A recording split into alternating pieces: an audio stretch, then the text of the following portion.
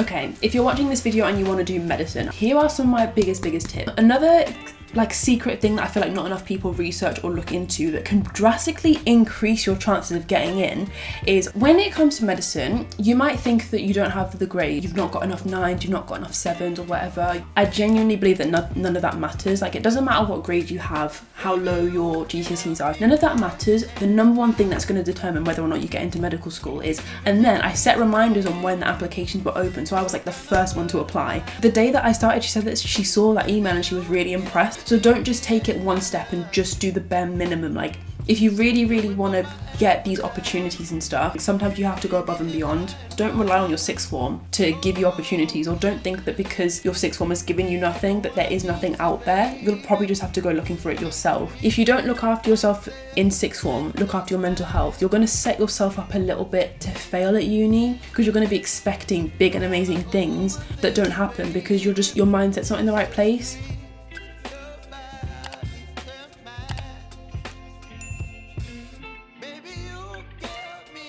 Okay, so one of you guys left this comment on my last YouTube video, and I thought it's probably about time that I make a video talking about my sixth form experience. I'm not gonna lie, I went from an absolute shit show of a secondary school experience to an absolute shambles of a sixth form experience. Like, it literally went from bad to worse. My sixth form was a state school, so just as a disclaimer, went to normal state secondary school and then a normal state sixth form. I had to change sixth form because my secondary school didn't have a sixth form attached. The sixth form I went to was quite a good school though. Like, Ofsted rated it outstanding, and it's like a Catholic school, so it is quite a good school. But my state school, my secondary school, awful, so bad. Literally, I got bullied and people picked on me. I made a video about it, like being the only black girl in my secondary school.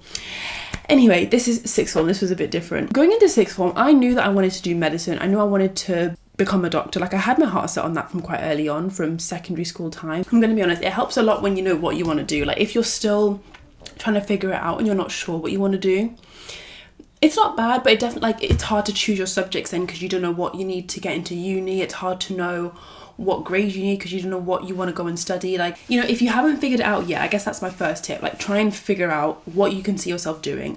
And the easiest way to do that is just go out and get experience. Like, I'm going to touch properly on work experience in a bit, but I literally had experience in quite a range of things. Like, I didn't just do medicine stuff. I had like a part-time job as a babysitter. I tried to do a few different things, not just pure medicine, because you might think you want to do one thing and actually you get work experience in it and you hate it. This legitimately happened in my sixth form. I remember there was one girl who was really clever.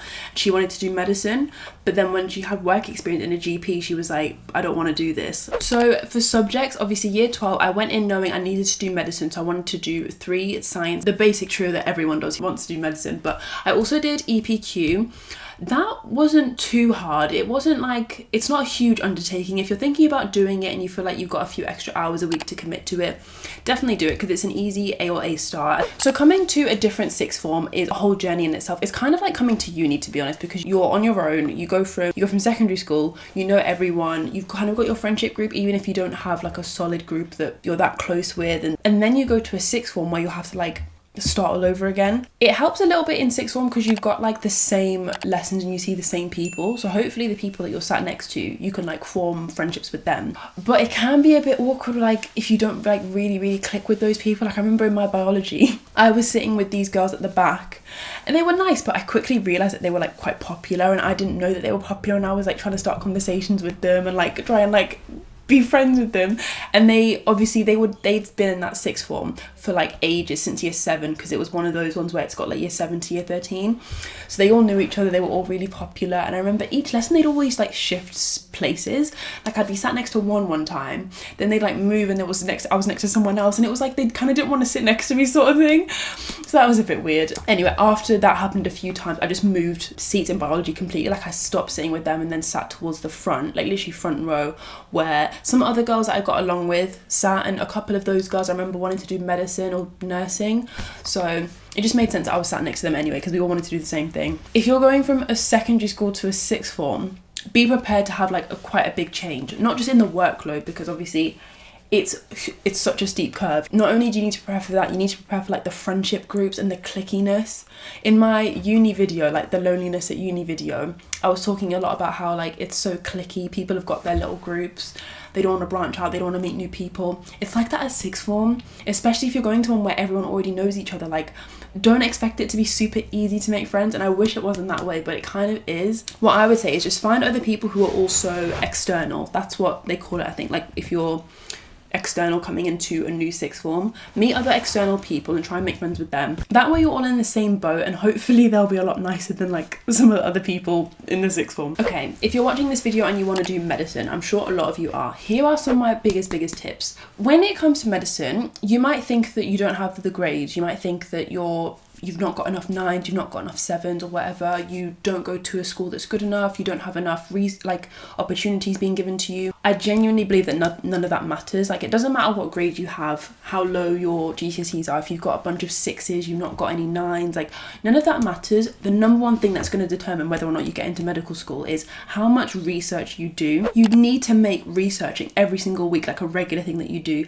You need to be looking up entry requirements for different medical schools. You need to be looking up like summer school schemes that give you a lower offer, so you don't need to get 3 A's, instead you can get ABB or AAB. You need to be looking up different like work experience opportunities in your local area.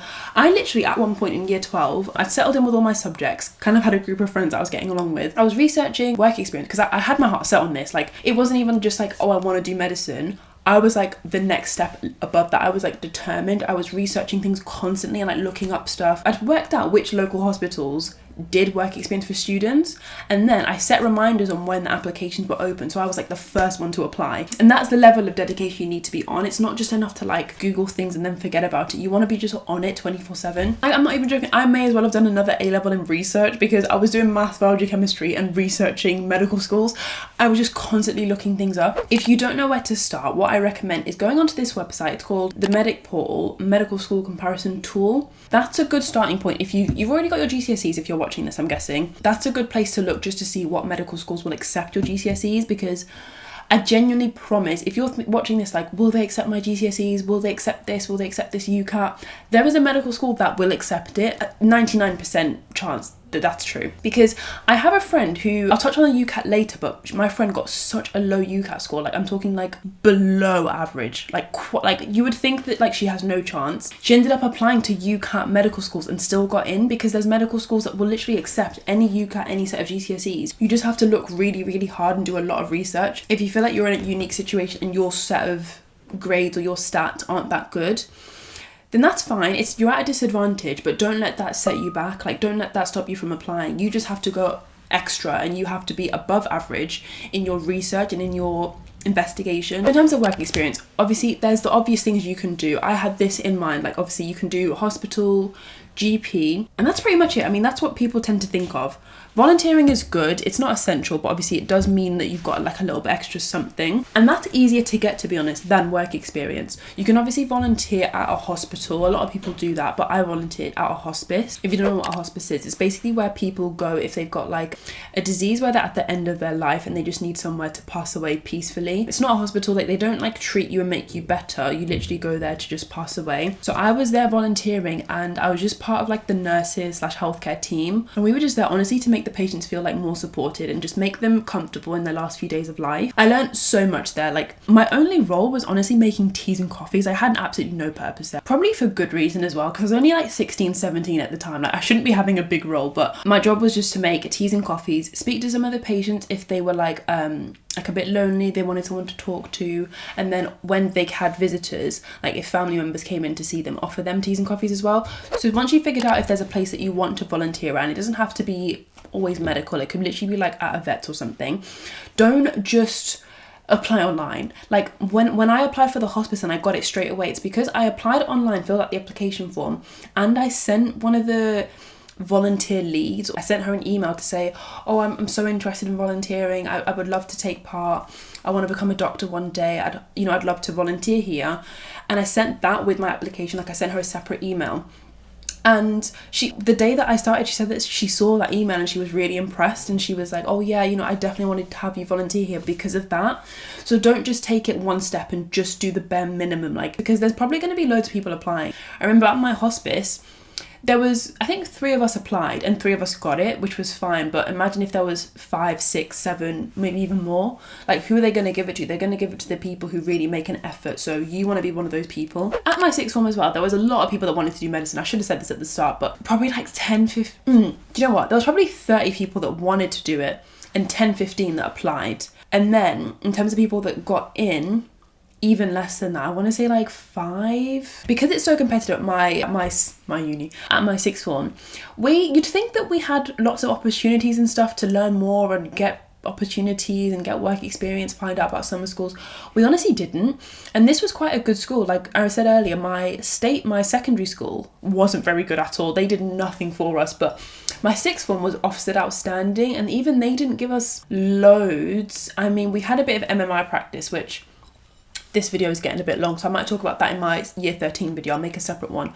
But yeah, they actually didn't give us much info on like widening participation schemes. Don't rely on your sixth form to give you opportunities, or don't think that because your sixth form has given you nothing, that there is nothing out there. You'll probably just have to go looking for it yourself. One thing that way too many sixth form students do is comparison, especially I feel like anyone applying for medicine as well. I remember the day, like this, obviously year 13, after we all got back from year 12 summer, everyone was talking about their score. It's so easy to compare, even if it's not UCAT score. It's like, you got an interview back, oh I haven't, she's not heard back, I doubt she's gonna get in. Like, there's way too much comparison. Comparison only ever makes you feel crap about yourself. It only ever makes you feel shit about yourself. Like, you need to stop doing it. Even after exams, I found, like, you know, when obviously you come out of an exam, or you get your bag, step out, it's literally everyone's in a little bubble talking about the exam, comparing answers. Like, it's all you ever do, compare, and it never makes you feel good about yourself. Because, I mean, what do you talk about when you come out of the exam? You talk about the hard questions,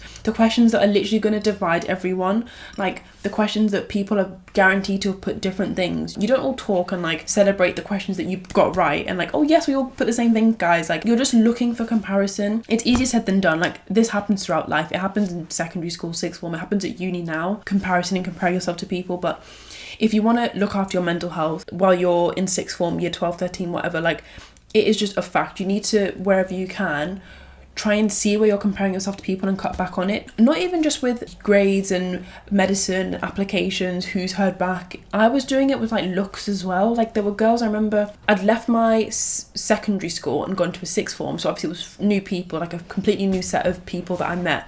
And even with looks, that was the first time I was like proper comparing myself looks wise, and I was like, oh my god, this girl is so smart, and she's so pretty as well. Like, oh my god, like I feel like I'm useless. Like, you know, she wears all the trendy clothes, I'm literally in like the worst outfit ever. Like, half my outfit is from a charity shop and I look nothing like her. Like, the comparison needs to stop if you want your mental health to be in a good place. Because I remember in sixth form, I wasn't feeling too good about myself, but I probably just thought that was normal. I had quite low self-esteem and I was just feeling very sorry for myself, feeling very lonely, like I couldn't really click with anyone, and I thought that was just normal. That's why I always talk about it in my uni videos. I'm like, I think that's where it came from. Like, I was romanticizing uni, like, oh my god, uni's gonna be so different, I'm gonna love uni, I'm gonna have a group of friends, I'm gonna meet these people and go out with them and have like my friendship group that I've always dreamed of. Like, if you don't look after yourself in sixth form, look after your mental health, you're going to set yourself up a little bit to fail at uni, because you're going to be expecting big and amazing things that don't happen because your mindset's not in the right place. Like, all that comparison has to go, all that like feeling sorry for yourself, feeling like you're lower than everyone else. Like, if you feel like you're inferior to everyone else and you're not as good, you're not as smart, not as clever, not as funny, try and fix that before you come to uni for sure, because it'll have negative effects. And sometimes you don't always notice it as well. I'm pretty sure it's called like an inferiority complex. Like, you feel like you're not as good as everyone else. If you do have that, then it's going to affect all your actions, because you're just going to be scared to speak up and scared to put your hand up in class, even when you know the answer. You're going to be scared to just be yourself. That will carry on into uni if you're not careful. Which I feel so sad saying it, because it's like, it's hard to fix. Like, even I this was literally me a couple of years ago. Like, I'm acting as if I know the answer and how to change it, and I've never been there myself. Like, I was there, that was me. But yeah, if I could change anything about my sixth form experience, it would have been that for sure. Another like secret thing that I feel like not enough people research or look into that can drastically increase your chances of getting in is widening participation schemes. I've made a whole video on this. It might be a bit outdated, I'll be honest, because I filmed this a long time ago. Like if you want to go see baby Christina, go watch that video because that was literally ages ago. Basically, there's schemes that every single uni has, like every single uni will have one. Whether or not they have one for medicine is a bit different, but if you have a certain background, like your BAME background, Black, Asian, minority, ethnic, your parents didn't go to uni, you've got a low income, refugee, asylum seeker, that sort of thing, estranged from your parents, care leaver.